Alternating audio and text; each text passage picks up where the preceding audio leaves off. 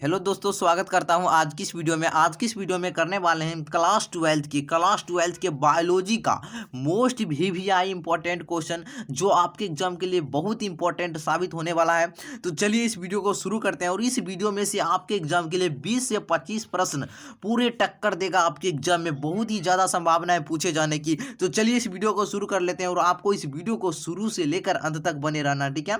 तो चलिए शुरू करते हैं। पहला प्रश्न देखिए आपसे क्या कहता है आवृत्ति बीजी पौधे के भ्रूण पोष में गुणसूत्रों की सूत्र गुणता क्या होती है। आवृत्ति बीजी पौधे के भ्रूण पोष में गुणसूत्रों की सूत्र गुणिता क्या होती है। तो 3 क्रोमोसोम यानी 3, यानी इसका क्या हो जाएगा right answer. Option number C इसका राइट आंसर हो जाएगा।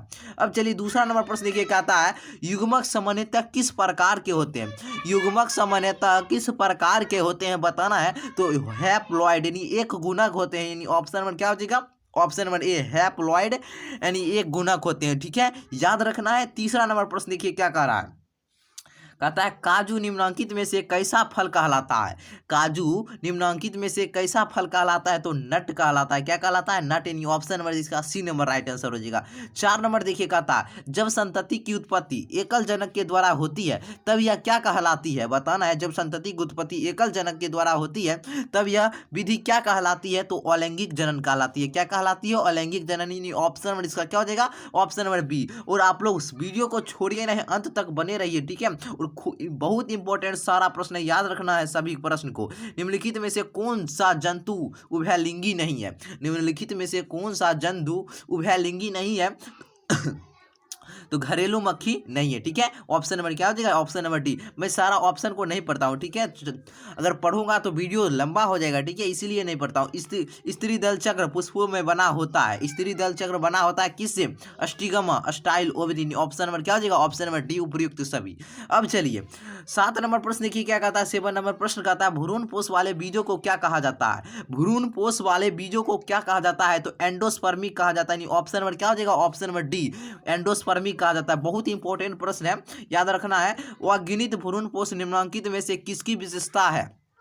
अगुणित भ्रूणपोष निम्नलिखित में से किसकी विशेषता है। तो अनावृत बीजी की। किसकी है, अनावृत बीजी की। ऑप्शन नंबर क्या हो जाएगा, ऑप्शन नंबर बी। अब चलिए 9 नंबर प्रश्न देखिए क्या कह रहा है। 9 नंबर प्रश्न देखिए कहता है आपसे, कहता है किस फल का बीज चोल खाया जाता है। किस फल का बीज चोल खाया जाता है। जायफल, लीची, शरीफा, इनमें से सभी। तो बताना है किस फल का बीज चोल खाया जाता है। तो शरीफा का भी खाया जाता है, लीची यानी जायफल। यानी ऑप्शन नंबर इसका डी मारिए, ऑप्शन नंबर डी इनमें से सभी, ठीक है। अब चलिए 10 नंबर प्रश्न देखिए कहता है एनीमोफिली नामक परागण किसके द्वारा होता है। एनीमोफिली नामक परागण किसके द्वारा होता है। तो हवा द्वारा होता है। किसके द्वारा होता है, हवा द्वारा। यानी ऑप्शन नंबर क्या हो जाएगा, ऑप्शन नंबर डी हवा। अब चलिए अगला प्रश्न देखिए क्या कहता है। 11 नंबर देखिए प्रश्न कहता है आपसे एक स्वस्थ महिला के पूरे जीवन काल में उत्पन्न कुल अंडों की संख्या कितनी होती है। बताना है एक स्वस्थ महिला के पूरे जीवन काल में उत्पन्न कुल अंडों की संख्या होती है। तो 400 होती है। यानी ऑप्शन नंबर क्या हो जाएगा, ऑप्शन नंबर बी 400। अब चलिए अब देखिए 12 नंबर प्रश्न। देखिए 12 नंबर प्रश्न कहता है आपसे परिपक्व शुक्राणु के शीर्ष पर एक टोपीनुमा संरचना पाई जाती है, उसे क्या कहते हैं। उसे एक्रोसोम कहते हैं। उसे क्या कहते हैं, एक्रोसोम, ठीक है। और आपको मैं गारंटी के साथ कहता हूँ आप 35 में 35 ठोक कर आइएगा, ठीक है। 70 प्रश्न पूछा जाएगा, 35 मारिएगा। अगर जितना भी प्रश्न बताते हैं सारा प्रश्न को अगर याद रखते हैं तब। देखिए कहता है 13 नंबर प्रश्न, सर्टोली कोशिकाएं पाई जाती है। सर्टोली कोशिकाएं पाई जाती है तो वृषण में पाई जाती है। किसमें, वृषण में। यानी ऑप्शन नंबर क्या हो जाएगा, ऑप्शन नंबर बी वृषण। 14 नंबर देखिए ग्राफियन फॉलिकल पाए जाते हैं। ग्राफियन फॉलिकल पाए जाते हैं मानव अंडाशय के मादा मानव के अंडाशय में, ठीक है। मादा मानव के अंडाशय में। ऑप्शन नंबर क्या हो जाएगा, ऑप्शन नंबर बी मादा मानव के अंडाशय में, ठीक है। अब देखिए 15 नंबर प्रश्न कहता है गैमीट निर्माण को कहते हैं। गैमीट निर्माण को क्या कहा जाता है। तो गैमीटोजेनेसिस कहा जाता है। ऑप्शन नंबर क्या हो जाएगा, ऑप्शन नंबर ए गैमीटोजेनेसिस। देखिए 16 नंबर प्रश्न कहता है जनसंख्या अधिक होने से क्या होता है। जनसंख्या अधिक होने से क्या होता है। पहले ऑप्शन पढ़िए, प्रति व्यक्ति की आय कम हो जाएगी, प्रति व्यक्ति की आयु ज्यादा हो जाएगी, जनसाधारण का स्वास्थ्य अच्छा हो जाएगा। गलत, ये दोनों क्या हो जाएगा, गलत। ऑप्शन नंबर क्या हो जाएगा, ऑप्शन नंबर ए प्रति व्यक्ति की आय कम हो जाएगी, ठीक है। अब चलिए अब चलिए देखिए 17 नंबर प्रश्न क्या कहता है। कहता है बढ़ रही मानव भ्रूण का पहला संकेत क्या है। बढ़ रही मानव भ्रूण का पहला संकेत क्या है। ऑप्शन ये है और देखिए और ऑप्शन में दिखाता हूँ और इसका राइट भी आंसर क्या हो जाएगा जानते हो। ऑप्शन नंबर इसका बी राइट आंसर हो जाएगा स्टेथोस्कोप द्वारा हृदय ध्वनि को सुनकर। ठीक है। बढ़ रहे मानव भ्रूण का क्या है। बढ़ रहे एक मिनट बढ़ रही मानव भ्रूण का पहला संकेत क्या है। तो स्टेथोस्कोप द्वारा ध्वनि सुनकर। ठीक है। अब चलिए 18 नंबर देखिए कहता है एक संकर संकरण का जीनोटाइप बताना है। एक संकर क्रॉस का जीनोटाइप आपको बताना है। तो एक संकर संकरण का जीनोटाइप कितना होता है जानते हैं। ऑप्शन नंबर इसका ए राइट आंसर हो जाएगा 1:2:1। ठीक है। अगर फिनोटाइप पूछता है तो 3:1 मारिएगा। अभी जीनोटाइप पूछ रहा है तो इसलिए क्या हो जाएगा ऑप्शन नंबर ए 1:2:1। अब चलिए 19 नंबर देखिए कहता है एक एक एक ही स्थान पर उपस्थित रहने वाले जीन जिनकी विभिन्न अभिव्यक्ति हो कहलाते हैं। तो बहुअलील कहलाते हैं। क्या कहलाते हैं। बहुअलील। यानी ऑप्शन नंबर ए इसका राइट आंसर हो जाएगा। अब देखिए 20 नंबर प्रश्न कहता है द्विसंकर क्रॉस में अनुलक्षणी यानी फिनोटाइप अनुपात क्या होता है। अब कहता है द्विसंकर क्रॉस ठीक है। द्विसंकर क्रॉस में फिनोटाइप बताना है। तो द्विसंकर क्रॉस का फिनोटाइप 9:3:3:1 यानी ऑप्शन नंबर क्या हो जाएगा ऑप्शन नंबर डी। अभी पूछ रहा है फिनोटाइप। ठीक है। और जीनोटाइप इसमें दूसरा होता है। ठीक है। चलिए 21 नंबर कहता है F2 संतति की बाह्य लक्षणीय अनुपात अपूर्ण प्रभावता की स्थिति में क्या होती है। बताना है F2 संतति की बाह्य लक्षणीय अनुपात अपूर्ण प्रभाविता की स्थिति में क्या होती है। तो 1:2:1 होती है अपूर्ण प्रभाविता। पूछ रहा है 1:2:1। ठीक है। चलिए 22 नंबर प्रश्न कहता है मेंडल के नियम का एक अपवाद है। मेंडल के नियम का एक अपवाद कौन है। तो सहलगनता है। यानी ऑप्शन नंबर क्या हो जाएगा ऑप्शन नंबर सी सहलगनता। अब देखिए डाउन सिंड्रोम में गुणसूत्रों की संख्या कितनी होती है। बताना है डाउन सिंड्रोम में गुणसूत्रों की संख्या कितनी होती है। तो 47 होती है। अगर क्लाइनफेल्टर पूछता है तो उसमें भी 47 होते हैं। अगर टर्नर पूछता है टर्नर तो उसमें 45 होती है। ठीक है। ये तीनों की याद रखिएगा एक प्रश्न पूछ देता है। अब देखिए 24 नंबर प्रश्न सुकेंद्रियों में tRNA, 5 sRNA एवं sNRNA के अनुलेखन में इनमें से कौन अंतर्ग्रस्त होता है। तो RNA पॉलीमरेज 3 याद रखिएगा RNA पॉलीमरेज 3। ऑप्शन नंबर क्या हो जाएगा ऑप्शन नंबर सी। अब चलिए 25 नंबर देखिए कहता है न्यूक्लिक अम्ल पॉलीमर है। न्यूक्लिक अम्ल पॉलीमर है तो न्यूक्लियोटाइड का है। न्यूक्लियोटाइड का ऑप्शन नंबर ए। 26 देखिए ऐच्छिक जीन के बहुलीकरण हेतु किसका उपयोग कर सकते हैं। ऐच्छिक जीन के बहुलीकरण हेतु हम लोग किसका उपयोग कर सकते थे। PCR का। यानी ऑप्शन नंबर क्या हो जाएगा ऑप्शन नंबर बी PCR। अब चलिए 27 नंबर कहता है पॉलीमेरेज श्रृंखला अभिक्रिया का क्या कार्य है। पॉलीमरेज श्रृंखला अभिक्रिया का क्या कार्य है। तो DNA पुनर्वर्धीकरण है। ऑप्शन नंबर क्या देगा ऑप्शन नंबर डी DNA पुनर्वर्धीकरण। 28 देखिए RNA के पैरीमिडीन में पाया जाता है। RNA के पैरीमिडीन में RNA के प्यूरिन इधर होता है पैरामिडीन। RNA वाले में हम क्या बताएं इधर होता है adenine guanine adenine uracil guanine cytosine. देखिए पैरामिडीन में क्या है यूरासिल एवं साइटोसिन। ऑप्शन नंबर सी हो जाएगा साइटोसिन एवं यूरासिल ऑप्शन नंबर सी।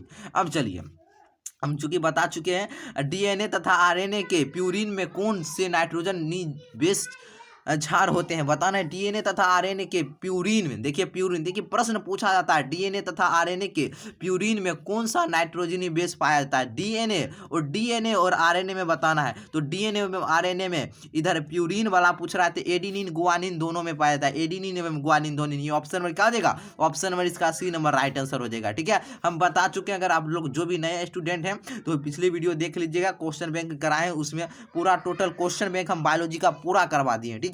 तो देख लीजिएगा जो न्यू स्टूडेंट होंगे। चलिए कहता है कार्बनिक या जैविक विकास से पूर्व रासायनिक विकास हुआ था। इसकी अवधारणा किसके द्वारा दी गई थी। बताना है कार्बनिक एवं जैविक विकास से पूर्व रासायनिक विकास हुआ था। इसकी अवधारणा किसके द्वारा दी गई थी। तो SI ऑपेरिन तथा JBS हॉल्डेन द्वारा दी गई थी। ठीक है। ऑप्शन नंबर ए इसका राइट आंसर हो जाएगा। और ये आपके क्वेश्चन बैंक में प्रश्न पूछा गया है। कहता है मनुष्य निम्नलिखित में से किस ऑर्डर तथा किस कुल का सदस्य है। मनुष्य निम्नलिखित में से किस ऑर्डर तथा किस कुल का सदस्य है। तो प्राइमेट्स तथा होमिनिडी। यानी ऑप्शन नंबर क्या हो जाएगा ऑप्शन नंबर सी इसका राइट आंसर हो जाएगा।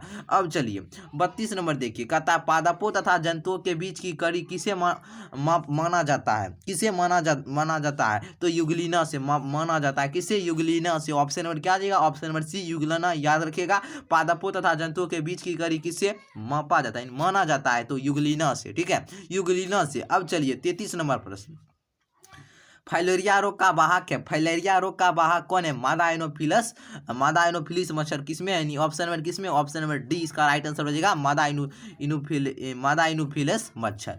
34 देखिए, कहता है इनमें से कौन सी बीमारी प्रतिऊर्जक द्वारा उत्पन्न होती है? इनमें से कौन सी बीमारी प्रतिऊर्जक द्वारा उत्पन्न होती है? तो हेजुअर हो जाएगा। क्या हो जाएगा? हेजुअर, यानी ऑप्शन नंबर 20 का राइट आंसर हो जाएगा। अब देखिए, अब 35 नंबर कहता है ट्रिपल एंटीजन टीका का उपयोग नहीं होता है। ट्रिपल एंटीजन टीका का उपयोग किसके लिए नहीं किया जाता? तो टाइफाइड के लिए नहीं किया जाता है। ठीक है, टाइफाइड हो जाएगा, टाइफाइड के लिए नहीं किया जाता है। चलिए 36 नंबर देखिए, एड्स होता है, एड्स किसके द्वारा होता है? तो विषाणु के द्वारा होता है। एड्स साधारण सी बात है, विषाणु द्वारा।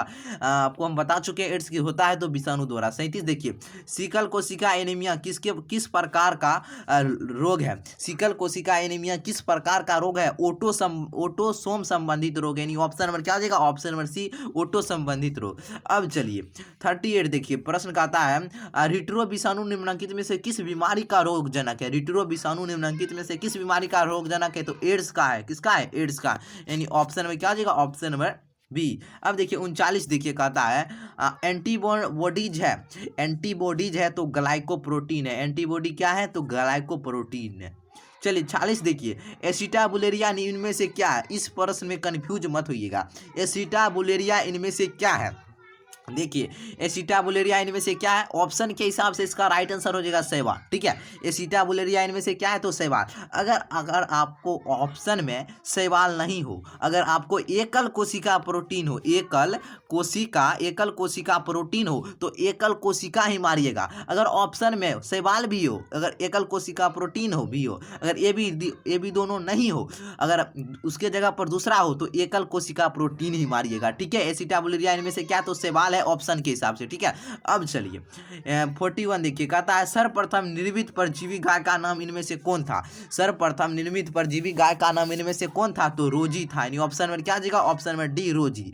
अब देखिए 42 कहता है भूमि की उर्वरा शक्ति को परिपोषित करने वाला जीव समूह है। बताना है भूमि की उर्वरा शक्ति को परिपोषित करने वाला जीव समूह इनमें से कौन है? तो जैविक खाद है। कौन है? जैविक खाद। और ठीक है, और दोस्तों अगर आप लोग को वीडियो पसंद आ रहा है तो प्लीज आप लोग लाइक करना मत भूलिए, वीडियो को लाइक कर दीजिए। अगर जो भी इस चैनल पर न्यू स्टूडेंट नए हैं, चैनल को सब्सक्राइब जरूर कर लें। जो लाल रंग का जो सब्सक्राइबेशन का बाद दिख रहा होगा, सब्सक्राइब जरूर कर लें आप लोग। ठीक है, अब चलिए कहता है 43 नंबर, एक मिनट बने रहिए। चलिए अब प्रश्न कहता है, इसका वो हो गया। चलिए अब कहता है 43, शहद का निर्माण करती है। शहद का निर्माण कौन करती है? तो कार्यकर्ता या सेवक मधुमक्खी। ऑप्शन में क्या हो जाएगा? ऑप्शन में भी, कार्यकर्ता या सेवक मधुमक्खी। अब चलिए, अब देखिए 44 नंबर प्रश्न कहता है सिल्क धागे में कौन सा प्रोटीन होता है? बताइए, सिल्क धागे में कौन सा प्रोटीन पाया जाता है? तो फ्री बोइन पाया जाता है। क्या पाया जाता है? फ्री ब्रोइन, यानी ऑप्शन नंबर क्या हो जाएगा? Option number A. चलिए 45 देखिए, निम्नलिखित में कौन सी बीमारी मुर्गियों में होती है? हैजा, बर्ड फ्लू, रानीखेत, इनमें से सभी। तो इनमें से सभी ही मारिएगा। अगर इसके जगह दूसरा कोई रहता, इसके जगह इनमें से कोई के जगह दूसरा कोई रहता तो रानी ही खेत मारिएगा। ठीक है, अगर ये दोनों रहता फिर भी, अगर इसमें अभी सभी है तो सभी मारिएगा। ठीक है, चलिए मेन इसका है रानी खेती। ठीक है, और वो भी हैजा भी होता है। ठीक है, मृदा में नाइट्रोजन स्थिरीकरण हेतु हम किसका प्रयोग कर सकते हैं? तो नील हरित बैक्टीरिया का याद रखना है, नील हरित बैक्टीरिया। अब देखिए 47, शराब उद्योग में किस सूक्ष्म जीव का उपयोग होता है? शराब उद्योग में किस सूक्ष्म जीव का उपयोग होता है? तो ईस्ट का होता है। किसका उपयोग होता है? ईस्ट का।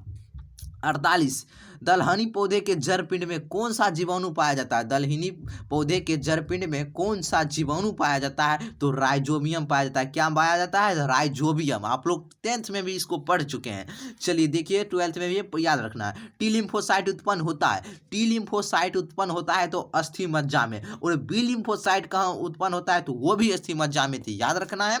अब चलिए 50, एगारोज किससे प्राप्त होता है? एगारोज किससे प्राप्त होता है? तो समुद्री घास से। किससे प्राप्त होता है? समुद्री घास से। और इस वीडियो में हम आपसे 50 लाइक मांगते हैं और देखते हैं आप लोग 50 लाइक कंप्लीट कराते हैं या नहीं। और अगर कराते हैं तो हम आपके लिए नया बायोलॉजी का मोस्ट इंपॉर्टेंट ऑब्जेक्टिव क्वेश्चन लाता रहूंगा, ठीक है। तो आपको 35 में 35 हमको दिलाना है, आपको तो दिलाना है, आप सिर्फ आपको याद करना है, ठीक है। कहता है आणविक तकनीक जिसमें किसी भी इच्छित जीन की अनेक प्रति इनविट्रो संश्लेषित की जा सकती है कहलाती है, क्या कहलाती है, तो पीसीआर कहलाती है। क्या कहलाती है, पीसीआर। ऑप्शन नंबर क्या हो जाएगा, ऑप्शन नंबर बी, ठीक है। अब चलिए 52 नंबर देखिए, कहता है पुनर्योगज प्रोटीन हिरुडीन का क्या इस्तेमाल है, बताना है। पुनर्योगज प्रोटीन हिरुडीन का क्या इस्तेमाल है, बताना है आपको। इसका क्या लगा रहे हैं आप लोग, एंटीकवोयुगुलेट, यानी ऑप्शन नंबर क्या आ जाएगा, ऑप्शन नंबर बी एंटीकवोयुगुलेट, यानी option number B right answer हो जाएगा। चलिए एक आध दो प्रश्न ऐसा हार्ड होता है। पुनर्योगज डीएनए प्रौद्योगिकी द्वारा निर्मित प्रथम मानव हार्मोन इनमें से कौन है, तो बताना है। तो पुनर्योगज डीएनए प्रौद्योगिकी के द्वारा निर्मित प्रथम मानव हार्मोन कौन है, तो इंसुलिन हो जाएगा। क्या हो जाएगा, इंसुलिन, ऑप्शन नंबर डी। अब देखिए 54 नंबर, बेसिलस थ्रूएंजिएसिस द्वारा स्रावित आविष प्रोटीन इनमें से कौन है, तो कौन है, बताना है। क्राई प्रोटीन हो जाएगा। ये प्रश्न याद रखना है, क्राई प्रोटीन, सारा प्रश्न को याद रखना है। 55 देखिए, क्राई आईएबी किसे नियंत्रित करता है, तो कपास के कीटों से, ठीक है, कपास के कीटों को, कपास के, ठीक है, कपास के कीटों से। चलिए टीआई प्लाज्मिड जो अनुवांशिक इंजीनियरिंग में प्रयुक्त होता है, प्राप्त होता है, मोस्ट इंपॉर्टेंट है, तो agrobacterium tumefaciens, agrobacterium, option number क्या हो जाएगा, option number D agrobacterium tumefaciens, यानी ऑप्शन नंबर क्या हो जाएगा, ऑप्शन नंबर डी इसका राइट आंसर हो जाएगा, याद रखिएगा।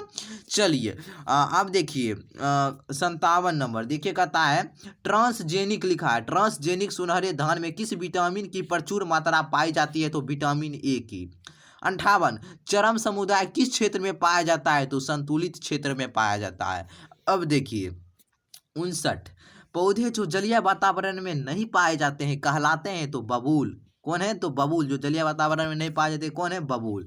60 टिड्डा है तो प्राथमिक उपभोक्ता है, टिड्डा क्या है, प्राथमिक उपभोक्ता। 61 देखिए, एक पारिस्थितिक तंत्र में हरे पौधे होते हैं तो उत्पादक होते हैं, यानी ऑप्शन नंबर ए। 62 जल धारण क्षमता अधिकतम किसमें होती है, तो कले में होती है, किसमें होती है, कले में। चलिए 63 देखिए, जैव रिएक्टर अनुकूलतम परिस्थिति में क्या निर्माण करता है, उत्पाद, क्या करता है, उत्पाद निर्माण करता है। 64 गेंडा अभ्यारण्य किस राज्य में है, असम में है, असम में, किस राज्य में, असम में, याद रखिएगा गेंडा अभ्यारण्य किस राज्य में है, तो असम में। 65 निम्नलिखित में कौन संकटग्रस्त स्पीसीज है, तो नेपेंथिस इसका क्या हो जाएगा, right answer option number C nepenthes. 56 क्या है 66 नंबर है, रेड डाटा बुक में सम्मिलित है, रेड डाटा बुक में सम्मिलित है विलुप्त हो रहे पौधे की सूची, दुर्लभ पौधे की सूची, आपत्तिग्रस्त प्राणियों की सूची, इनमें से सभी, तो इसका राइट आंसर हो जाएगा ऑप्शन नंबर डी, इनमें से सभी।